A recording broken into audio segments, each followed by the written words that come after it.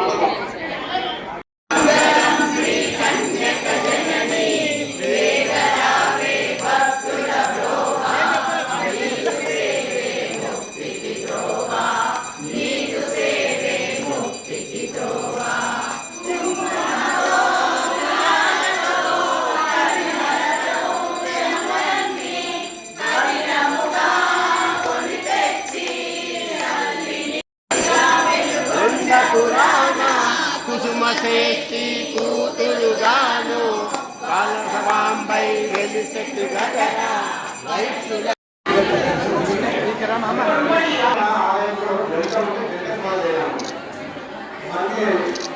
దాంతో మాట్లాడమా. భారతదేశంలో వాసవి కన్యకా పరమేశ్వరి ఆత్మార్పణ దినోత్సవము జరుపుకుంటున్న భారతదేశ వైశ్య సోదరులు అందరికీ కూడా శుభాకాంక్షలు తెలియపరుస్తూ ఈరోజు సంగారెడ్డి పట్టణంలో వెలిసిన మహా అద్భుతమైన ఆలయం వాసవి మహాశాస్త్రం.